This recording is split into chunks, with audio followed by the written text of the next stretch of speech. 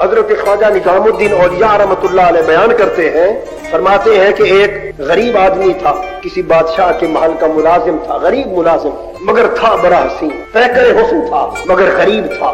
بادشاہ کی بیٹی کے ساتھ اسے محبت ہو گئی، اس کا حسن و جمال بھی شباب پر، وہ اس کے حسن پر فریفتہ ہو گئی، فریفتگی وارفتگی دونوں جگہ، مگر سٹیٹس کا فرق ہے، وہ بادشاہ کی بیٹی، یہ چھوٹا ملازم، ملاقات کی کوئی سبیل نہیں ہوتی۔ اس نے پیغام بھیجا کہ کبھی ملاقات کی بھی کوئی سبیل ہوگی، وہ بھی چاہتی ہے ملاقات، یہ بھی چاہتا ہے۔ اس نے کہا میں بادشاہ کی بیٹی تو غریب، اب ملاقات چاہوں بھی تو نہیں ہو سکتی، ایک طریقہ بتاتی ہوں وہ کر لو، پھر ملاقاتیں ہوتی رہیں گی۔ وہ طریقہ کیا ہے؟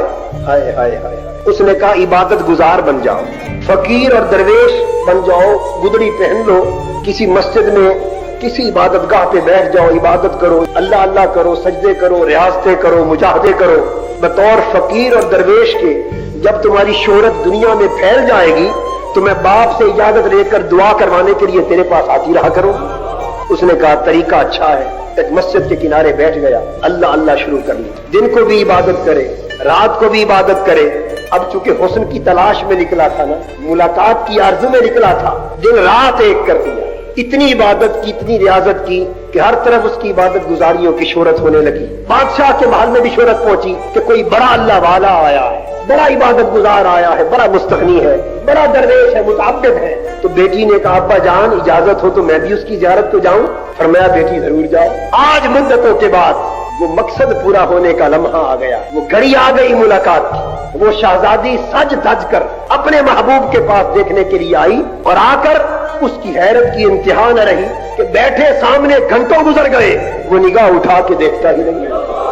اس نے اس کو جھنجھوڑا، پوچھا بھائی مجھے پہچانا نہیں؟ اس نے کہا نہیں۔ اس نے کہا میں وہی حسین ہوں جس نے تمہیں یہاں بھیجا تھا۔ اس نے کہا تو حسین ہے تو اب تعلق حسن دینے والے سے ہو گیا۔ اس نے کہا میں نے تو یہ طریقہ تمہیں سمجھایا تھا۔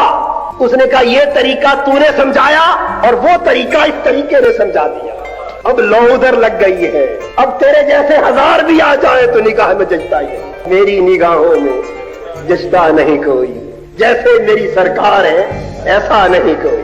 تو جب ایک بار وہ لذت مل جائے تو وہ آیا تو مجاز میں تھا، مگر رات اور دن کو جاگتے جاگتے کسی لمحے وہ حسن نظر آ گیا ہوگا نا، پھر موازنہ کیا ہوگا، اس کو سمجھ آئی ہوگی بھئی یہ کیا ہے اور وہ کیا ہے، پھر وہ سب لذت بھول گیا۔